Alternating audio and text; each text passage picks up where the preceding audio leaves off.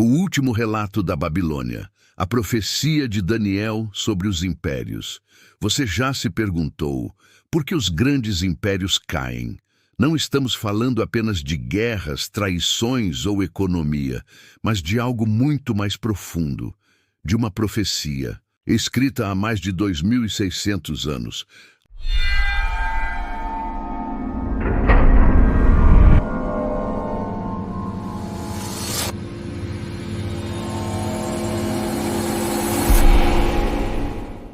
Algo que atravessou séculos, atravessou reinos e que, estranhamente, ainda não terminou.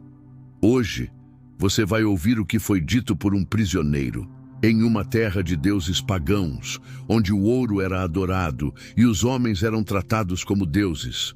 Um jovem hebreu que teve visões que nem mesmo os sábios da época ousaram interpretar. Esse jovem se chamava Daniel. E o que ele escreveu ainda está acontecendo. Babilônia, a cidade dourada. Imagine um lugar onde tudo era poder. Uma cidade colossal, com muros tão largos que carruagens podiam correr lado a lado. Jardins suspensos, palácios revestidos de ouro, torres que tocavam o céu. Babilônia não era apenas uma cidade, era o coração de um império. Seu rei, Nabucodonosor, um homem tão poderoso que mandava que todos o adorassem como a um deus. Mas no meio desse império de vaidade havia cativos. Homens que haviam sido arrancados de sua terra, de Judá, e levados como escravos. Entre eles, Daniel, um jovem educado, discreto, mas com algo raro, sensibilidade espiritual. Ele não era sacerdote, não era profeta de nascença, não era guerreiro. Era apenas alguém que ouvia a voz de Deus. O sonho de um rei, a escada dos impérios. O rei, Nabucodonosor, começou a ter um sonho, um pesadelo repetitivo. Algo o perturbava profundamente, mas ele não se lembrava dos detalhes. Então, ele convocou seus magos, astrólogos, encantadores, mas impôs uma condição impossível. Me digam o que eu sonhei e o que significa. Se não conseguirem, todos morrerão. Foi aí que Daniel entrou em cena. Depois de orar, ele recebeu a visão, e o que ele viu mudaria a história do mundo. Daniel 2:31-35. A imagem terrível. Tu, ó rei, estavas vendo, e eis aqui uma grande estátua.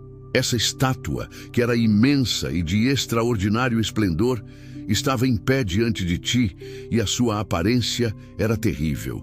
A cabeça era de ouro puro, o peito e os braços de prata, o ventre e as coxas de bronze, as pernas de ferro e os pés, parte de ferro, parte de barro. De repente uma pedra foi cortada, mas não por mãos humanas. Ela atingiu os pés da estátua, e toda a imagem desabou, virou poeira, e o vento levou. E aquela pedra cresceu, e se tornou uma grande montanha que encheu toda a terra. A profecia revelada a Daniel então explica: cabeça de ouro, tu, ó rei, és a cabeça.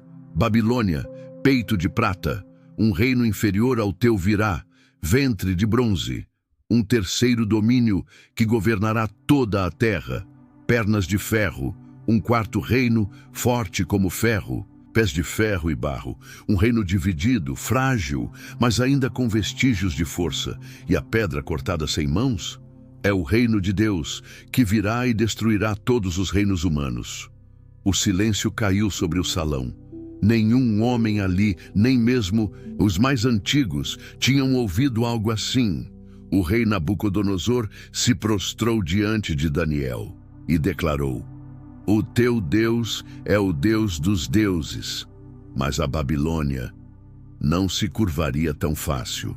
A resposta do orgulho mesmo. Após a revelação, o rei construiu uma estátua, de ouro da cabeça aos pés. Era como se ele dissesse: minha Babilônia não cairá, meu reinado será eterno. Mandou que todos adorassem, e os que não adorassem seriam lançados na fornalha ardente. Daniel e seus amigos recusaram. Foram jogados no fogo, mas não queimaram. Foi aí que o rei viu algo que o assustou mais que o sonho. Vejo 4 homens andando no meio do fogo, e o quarto é semelhante a um filho dos deuses. O primeiro império cai anos depois. A Babilônia caiu, mas não por armas ou espadas. Naquela noite, o rei Belsazar, neto de Nabucodonosor, fazia um banquete, bebia em taças roubadas do templo de Jerusalém, zombava do Deus de Israel. Foi então que algo apareceu na parede, uma mão invisível, escrevendo: Mene, Mene, Tekel, Parsim. Daniel foi chamado novamente. A tradução: Mene, Deus contou os dias do teu reinado e o levou ao fim. Tekel, foste pesado na balança e achado em falta. Parsim, teu reino foi dividido e entregue aos medos e persas. Naquela mesma noite, Belsazar morreu e Babilônia deixou de ser império, exatamente como Daniel dissera. Os impérios que vieram a profecia de Daniel não parou ali. Depois da Babilônia veio o Império Medo-Persa, os braços de prata. Depois, o Império Grego, o ventre de bronze, liderado por Alexandre o Grande. Depois, o Império Romano, as pernas de ferro, conhecido por esmagar tudo o que tocava, e os pés misturados. É aqui que as coisas ficam estranhas, porque os pés são uma mistura de ferro e barro, força e fragilidade, um reino dividido, parcialmente forte, mas instável. O que muitos estudiosos associam ao mundo moderno. Alianças frágeis, guerras constantes, impérios digitais, mas nenhuma unidade real. E é nessa fase que a pedra cortada sem mãos entra em cena. O reino inabalável. Segundo Daniel, esse reino não vem pela força humana. Ele não nasce de revoluções, nem de ideologias. Ele é cortado sem mãos. E ele não cai, ele destrói todos os outros reinos. E permanece para sempre. Essa é a mensagem central da profecia. Todos os reinos humanos vão cair, mas há um reino que nunca passará. O tempo do fim começa com a memória do início. Ao olhar para a estátua de Daniel, vemos uma linha do tempo clara, um mapa da história da civilização ocidental. Mas e se estivermos vivendo nos pés da estátua? E se a próxima coisa a acontecer for a pedra? E se tudo o que vemos, governos, empresas, impérios modernos, estiver prestes a ruir? Daniel não escreveu para o passado. Ele escreveu para nós. Na próxima parte, você vai descobrir como Daniel recebeu visões com animais híbridos e tempos proféticos. O que o número 2300 tem a ver com a purificação do mundo. E por que tantos tentaram calar essa profecia ao longo dos séculos? O tempo do fim não é o fim do tempo. É o fim dos impérios humanos e o início de algo que não pode ser destruído. Se você chegou até aqui, comente: eu vi a estátua, compartilhe e prepare-se, porque a segunda parte revela o que os impérios modernos tentam esconder. O último relato da Babilônia, a profecia de Daniel sobre os impérios, o enigma dos impérios. Se na primeira parte entendemos como Daniel chegou à Babilônia e as origens de sua conexão com os reis e os sonhos, agora começamos a destrinchar os segredos mais obscuros e perturbadores da profecia que moldaria séculos de civilização. A visão que desafia os séculos, imagine. Um homem que sobreviveu a 3 impérios. Um cativo que se tornou conselheiro dos reis mais poderosos da terra e que durante uma noite comum teve um vislumbre de algo que nenhuma mente deveria testemunhar. Daniel não apenas interpretou sonhos, ele viu, ele ouviu, ele registrou. Nas margens do rio Ulai, uma visão se abriu diante de seus olhos. 2 animais surgiam da névoa. Um carneiro com 2 chifres e um bode que vinha do ocidente, tão veloz que seus pés não tocavam o chão. O carneiro representava a Pérsia e a Média, 2 impérios unidos pela força, mas desiguais em poder. O bode, a Grécia, Um império que surgiria com uma velocidade nunca antes vista na história, conduzido por um único chifre, um rei que mudaria o mundo para sempre. Alexandre o Grande. Mas havia algo mais sombrio nessa visão, algo que a maioria nunca percebeu. O pequeno chifre, a ascensão oculta. Do bode, após a quebra do grande chifre, surgem 4 outros, representando os generais que dividiram o império de Alexandre após sua morte precoce. Mas, de um desses 4, surge um pequeno chifre. Esse pequeno chifre não era apenas um líder militar, não era apenas um império, era uma entidade, uma ideologia, uma força que agiria nas sombras. Daniel observa aterrorizado enquanto este pequeno chifre cresce, se exalta contra os céus, derruba estrelas e persegue os santos. Mas quem ou o que é esse pequeno chifre? Alguns estudiosos apontam para reis específicos da história helenística, como Antíoco Epifânio. Outros olham mais adiante, para algo que transcende reinos, reis e fronteiras. Uma estrutura global, um sistema. O julgamento celestial. Enquanto Daniel observa essa força obscurecer a verdade, mudar leis e corromper o sagrado, ele vê uma cena que congela seu espírito. Assentaram-se tronos e um ancião de dias se assentou. Milhões serviam a ele. Rios de fogo saíam de diante dele. O juízo começou. Livros foram abertos. Quem são esses seres? Quem é o ancião de dias? E por que, nesse tribunal cósmico, as nações são chamadas a prestar contas? O pequeno chifre seria julgado. O domínio lhe seria tirado. Mas algo perturbador permanece no texto. O corpo da besta seria queimado. Mas os outros reinos teriam suas vidas prolongadas por um tempo e uma estação. O que isso significa? Que mesmo após a queda das grandes bestas, seus sistemas, suas culturas, suas ideologias permaneceriam influenciando o mundo. As 4 bestas, Daniel volta no tempo. Outra visão. 4 ventos agitam o grande mar. 4 bestas emergem. 1. Um leão com asas de águia, Babilônia. 2. Um urso que se ergue de um lado, Média Pérsia. 3. Um leopardo com 4 asas e 4 cabeças, Grécia. 4. Uma besta terrível, espantosa, indescritível, Roma. Mas diferente das anteriores, a 4ª besta não tem comparação no reino animal. Ela esmaga, despedaça e destrói. E é dessa besta que o pequeno chifre surge. O que é essa 4ª besta hoje? Onde ela está? Será que desapareceu ou apenas mudou de forma? A profecia escondida nas eras. Ao final dessa visão, Daniel cai exausto.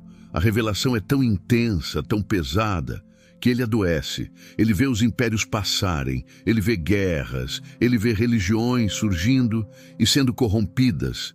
Ele vê sistemas de controle, governos, organizações que nascem da fusão de poder político e espiritual. E uma verdade que gela os ossos. O ciclo se repete, as bestas não morrem, elas mudam de rosto. Onde revelaremos a conexão dessas profecias com o nosso presente e os sinais finais. O último relato da Babilônia. A profecia de Daniel sobre os impérios. Quando Daniel revelou a interpretação final da visão ao rei, seus olhos não apenas contemplaram impérios, mas a própria essência da história humana. A estátua não terminava simplesmente em ferro e barro, havia algo além. Uma pedra, não cortada por mãos humanas, surgiu e destruiu toda a estrutura, reduzindo-a a pó levado pelo vento. Daniel explicou: essa pedra representa um reino que será estabelecido pelo Deus dos céus, um reino que jamais será destruído e jamais passará a outro povo. Esmiuçará e consumirá todos esses reinos, mas ele mesmo subsistirá para sempre. A mensagem era clara. Todos os impérios humanos são temporários. Desde a Babilônia até Roma, desde as nações modernas até as futuras alianças, tudo Está subordinado a ciclos de ascensão e queda. Mas o reino divino transcende essa realidade. É eterno, inabalável e soberano. Nesse ponto do relato, Daniel introduz o conceito do tempo dos gentios, um período onde os poderes humanos dominariam até o cumprimento final da profecia. Ele descreve visões de bestas emergindo do mar, cada uma representando impérios que sucederiam à Babilônia.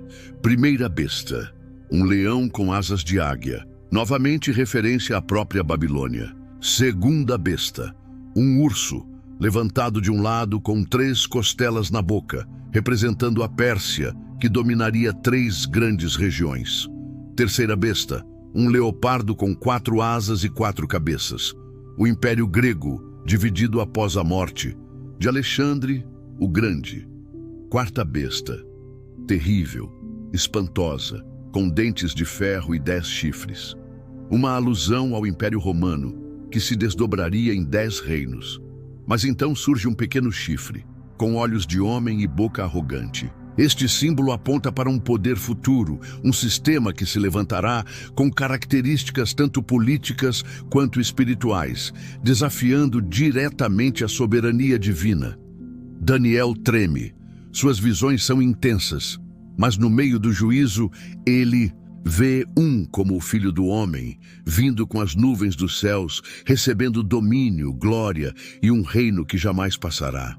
A parte final do manuscrito descreve este retorno, uma restauração, o fim dos ciclos de opressão. As palavras ecoam, a pedra crescerá e encherá toda a terra, e então saberão que eu sou o Senhor. O último relato da Babilônia não é apenas uma profecia sobre impérios. É um espelho da condição humana, é um lembrete de que todo trono terrestre é temporário, mas também é um convite a escolher em qual reino queremos pertencer. Se você chegou até aqui, saiba, isso não foi por acaso. Você faz parte de uma geração que questiona, que busca, que não se contenta com as mentiras dos impérios modernos. E talvez, só talvez, você esteja sendo chamado a lembrar aquilo que o mundo quer que você esqueça. Comente, eu vi a pedra. Compartilhe e prepare-se, porque isso foi apenas o começo.